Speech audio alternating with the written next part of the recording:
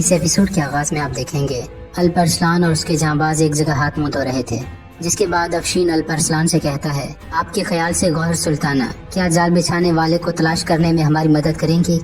الپرسلان کہتا ہے، پہلے قبیلے چل کر ہمیں اس سے بات کرنی چاہیے، تب جا کر ہمیں معلوم ہوگا کہ اسے اس کے بارے میں علم تھا یا نہیں۔ جس کے بعد وہ وہاں سے روانہ ہونے لگتے ہیں۔ اسی دوران ایک سفید گھوڑا وہاں سے بھاگتے ہوئے جاتا ہے۔ اسے دیکھتے ہی الپرسلان کا گھوڑا، جس کا نام کارا بے ہوتا ہے، وہ اس کے پیچھے دوڑنے لگ جاتا ہے۔ یہ دیکھ کر الپرسلان کے جانباز بھی اس کا پیچھا کرنے لگ جاتے ہیں۔ سفید گھوڑا کسی جانب جا رہا تھا اور الپرسلان کا گھوڑا بھی مسلسل اس کے پیچھے تھا۔ جس کے بعد وہ سفید گھوڑا ایک کنویں کے قریب آ کر رک جاتا ہے۔ اسی دوران کنویں کے اندر سے ایک آواز آتی ہے، جسے سن کر الپرسلان کہتا ہے، کیا تم نے بھی آواز سنی کارا بے؟ جس کے بعد وہ اپنی تلوار نکال کر کنویں کے قریب آ جاتا ہے۔ جب وہ کنویں کے اندر دیکھتا ہے تو وہاں پر ایک لڑکی موجود تھی۔ لڑکی کہتی ہے، مجھے بچا لیں، میری مدد کریں۔ یہ دیکھ کر الپرسلان کہتا ہے، یعنی یہ گھوڑا چاہتا ہے کہ ہم اس کی سہیلی کی مدد کریں۔ جس کے بعد الپرسلان اس لڑکی سے کہتا ہے، آپ یہاں پر کیا ڈھونڈ رہی ہیں؟ لڑکی کہتی ہے، بازنطینی میرا پیچھا کر رہے ہیں، ان کے آنے سے قبل مجھے بچا لیجیے۔ یہ سن کر الپرسلان کہتا ہے، رکیں خاتون، میں آپ کو بچاتا ہوں۔ جس کے بعد الپرسلان ایک مضبوط کپڑا گھوڑے کی گردن سے باندھ دیتا ہے اور اس کا دوسرا سرا کنویں کے اندر پھینک دیتا ہے۔ چونکہ لڑکی میں اتنی سکت نہیں ہوتی کہ وہ اس کو پکڑ کر اوپر آ جائے، الپرسلان خود نیچے چلا جاتا ہے۔ نیچے آنے کے بعد الپرسلان کہتا ہے، آپ میری پشت کو مضبوطی سے پکڑیں اور کچھ بھی ہو جائے چھوڑیے گا مت۔ جس کے بعد الپرسلان سیٹی بجاتا ہے۔ یہ سنتے ہی کارا بے رسی کو کھینچنے لگ جاتا ہے۔ الپرسلان اس لڑکی سے کہتا ہے، آپ کہاں سے ہیں اور وہ کافر آپ کا پیچھا کیوں کر رہے ہیں؟ لڑکی کہتی ہے، میں واسپوراکن سے ہوں۔ یہ سن کر الپرسلان کچھ سوچنے لگ جاتا ہے۔ الپرسلان جیسے ہی کنویں سے نکلنے والا ہوتا ہے تو کسی جانب سے ایک تیر آ کر گھوڑے کو لگ جاتا ہے، جس کی وجہ سے گھوڑا پیچھے ہو جاتا ہے اور الپرسلان واپس کنویں میں گر جاتا ہے۔ ناظرین، بازنطینی وہاں پر پہنچ چکے تھے۔ کے بعد ایک بازنطینی جیسے ہی اس کپڑے کو تلوار سے کاٹنے لگتا ہے، اسی دوران ایک تیر آ کر اس کا خاتمہ کر دیتا ہے۔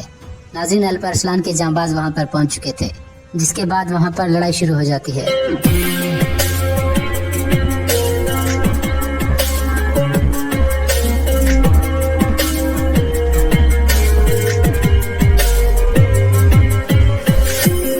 کچھ ہی دیر بعد الپرسلان بھی باہر آ جاتا ہے، جس کے بعد وہ بھی ان کافروں کا خاتمہ کرنے لگ جاتا ہے۔ کچھ دیر مقابلہ کرنے کے بعد وہ ان سب کافروں کا خاتمہ کر دیتے ہیں۔ جس کے بعد الپرسلان اس لڑکی سے پوچھتا ہے، تمہارا نام کیا ہے؟ یہ سن کر وہ لڑکی بے ہوش ہو جاتی ہے اور الپرسلان اسے اٹھا لیتا ہے اور تو کہتا ہے، جناب، ہمیں فوراً اس جنگل سے نکلنا ہوگا، یہ کافروں کا علاقہ ہو سکتا ہے۔ جس کے بعد وہ وہاں سے روانہ ہو جاتے ہیں۔ یہاں قبیلے میں اکنائے خاتون ایک قالین فروش کے ساتھ موجود ہوتی ہیں۔ جس کے بعد وہ اس قالین فروش سے کہتی ہیں، آپ کا بہت شکریہ خلیل صاحب، جوانوں کو یہ سب اندر منتقل کرنے کا کہیں، آپ لمبے سفر سے آئے ہیں، تھک گئے ہوں گے، کھانا کھا لیں اور آرام فرما لیں۔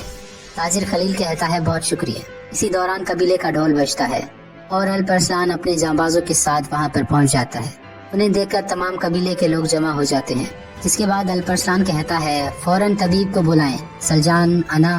یہ سن کر سلجان خاتون ایک لڑکی سے کہتی ہیں، فوراً جا کر طبیب کو خبر کرو بیٹی، شفا والا خیمہ فوراً تیار کریں۔ جس کے بعد الپرسلان اس لڑکی کو شفا خانے لے جاتا ہے۔ اسی دوران کچھ خواتین بھی اندر آ جاتی ہیں۔ کاراجا خاتون کہتی ہے، یہ لڑکی کون ہے بھائی؟ الپرسلان کہتا ہے، پتہ نہیں کون ہے اور کہاں سے ہے، جب یہ ہوش میں آئے گی تو ہمیں معلوم ہو جائے گا۔ یہ کہہ کر الپرسلان باہر آ جاتا ہے۔ باہر کارا بے زخمی حالت میں پڑا تھا، جسے دیکھ کر الپرسلان کہتا ہے، کیا حال ہے کارا بے کا؟ کیا یہ تندرست ہو جائے گا؟ طبیب کہتا ہے، میں نے تیر نکال لیا ہے اور مرہم پٹی کر دی ہے، لیکن اس کا زخم بہت گہرا ہے۔ یہ سن کر نظام الملک کہتے ہیں، جلدی آپ کا بازو بن کر لوٹے گا۔ یہ کہہ کر وہ وہاں سے چلے جاتے ہیں۔ جس کے بعد الپرسلان کہتا ہے، کارا بے صرف میرا گھوڑا نہیں ہے، بلکہ میرا بھائی ہے، میرا دوست ہے اور میرا بازو ہے۔ اس کے بعد رات کا وقت ہو جاتا ہے۔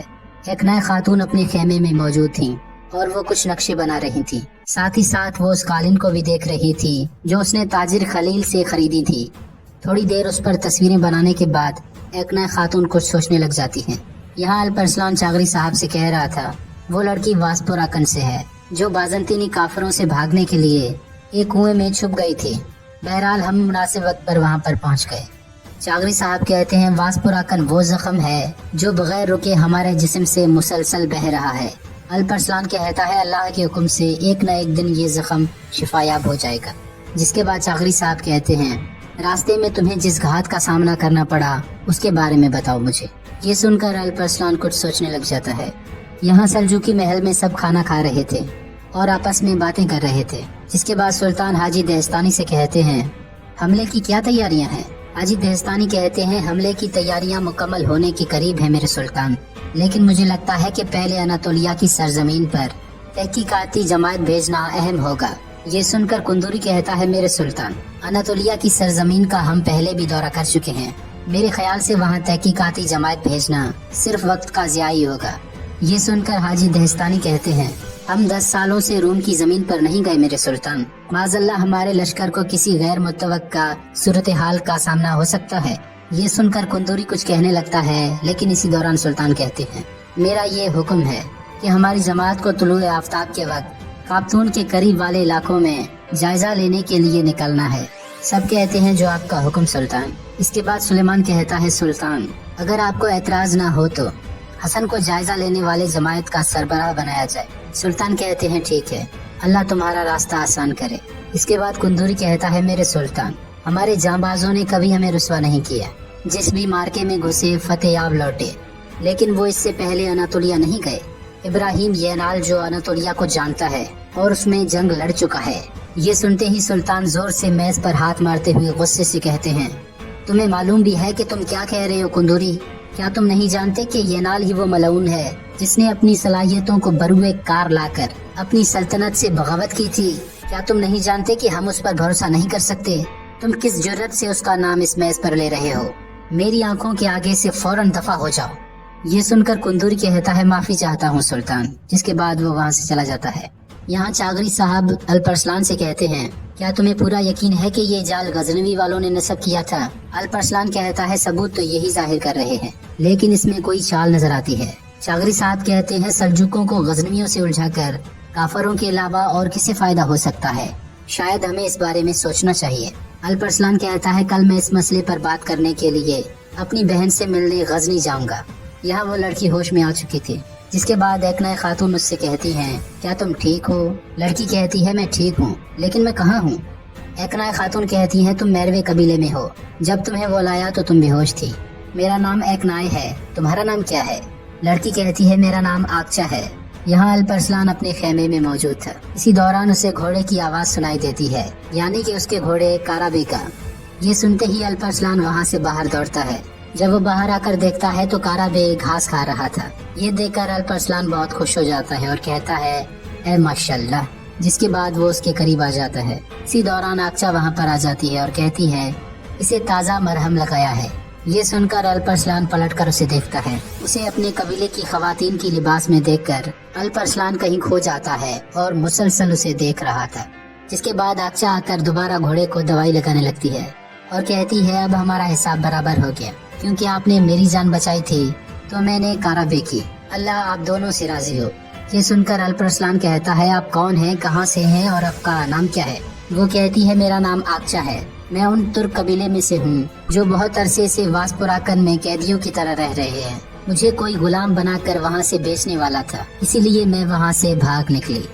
इसी दौरान एक नए खातून भी वहाँ पर आ जाती हैं और आक्चा को देखकर कहती हैं, माशाल्लाह ये लिबास तुम पर बहुत अच्छा लग रहा है। इसके बाद वो अल्परस्लान से कहती हैं, अगर आप इजाजत दें तो मैं इसकी मेहमान नवाजी करना चाहती हूँ। मेरे खेमे में रौनक हो जाएगी, वैसे भी मैं अकेली रहती हूँ।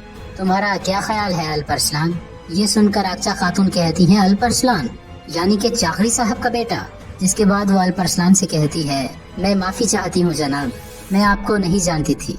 अल्परस्लान कहता है, अब से ये कबीला तुम्हारा कबीला है और चागरी साहब तुम्हारे सरदार हैं। देखिए आपके लिए खेमा भी तैयार है। इसी दौरान निजामुल मुल्क भी जाबाजों के साथ वहाँ पर आ जाते हैं और उनसे बातें करने लग जाते हैं। जिसके बाद वो कहते हैं, घोड़े तैयार हैं जनाब। अल्परस्लान कहता है, ठीक है तालिक।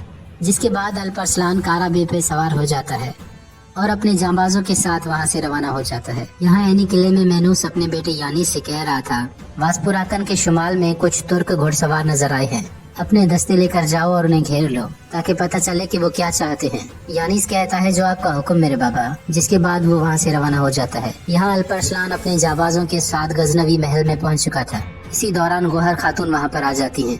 गोहर खातून कहती हैं, अल्परस्लान क्या मेरे बाबा जान ठीक हैं? अल्परस्लान कहता है, बाबा बिल्कुल ठीक है मेरी बहन। मगर हमारे सिपाही जो जंग की तरफ रवाना थे उन पर रास्ते में हमला किया गया। गौहर खातून कहती है तो फिर क्या हुआ? अल्परसलान कहता है अरबिस्कान जख्मी हुआ, लेकिन अब वो ठीक है। गौहर खातून कहती है तो तुम इतने परेशान क्यों लग रहे हो? अल्परसलान कहता है जिन लोगों ने हम पर हमला किया उनके पास गजनी तीर थे। ये सुनकर बोजान कहता है गजनी तीर? ये सुनकर निजाम उल मुल्क बोजान से कहते हैं क्या आप सरहदों के गवर्नर नहीं हैं? तो आप इस तरह के इक़्तिदाम से कैसे बेखबर रह सकते हैं? उन गद्दारों की हिम्मत कैसे हुई कि वो राय की हुदूद क्रॉस करके यहाँ तक पहुँच गए? ये सुनकर बोजान कहता है मैं अभी तहकीकात करता हूँ और पता लगाता हूँ कि ये किसने किया। मुझे शाम तक का वक्त दें, तब तक आप हमारे मेहमान बनकर रहें। ये सुनकर अल्परसलान कहता है अगर आपने मामला हल न किया तो आप जानते हैं कि आपका सर उड़ा दिया जाएगा। ये सुनकर बोजान परेशान हो जाता है और अल्परसलान अपने साथियों के साथ वहाँ से चला जाता है। यहाँ सुलेमान हसन से कह रहा था सामने वाले पहाड़ का क्या नाम है हसन? हसन कहता है उस पहाड़ को तंदूरक कहा जाता है। सुलेमान कहता है हम उसी तरफ से जाएंगे। हसन कहता है ये बहुत खतरनाक है, ऐसी जगहों पे आसानी से जाल बिछाया जा सकता है।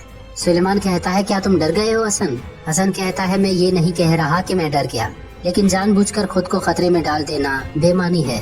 सुलेमान कहता है चलो फिर तुम आधे सिपाही लेकर वापस चले जाओ और मैं बाकी सिपाहियों के साथ ये पहाड़ पार कर लूंगा। ये सुनकर हसन कहता है जीना भी साथ है और मरना भी साथ है, चलो चलते हैं। ये कहकर वो वहाँ से आगे बढ़ जाते हैं। यहाँ अल्परसलान और उसके जांबाज एक सराय में मौजूद थे और खाना खा रहे थे, जिसके बाद वो बोजान के बारे में बात करने लग जाते हैं कि वो कितना मक्कार आदमी है। अभी वो आपस में बातें ही कर रहे थे कि कुछ लोग वहाँ पर आ जाते हैं और उन्हें चारों तरफ से घेर लेते हैं।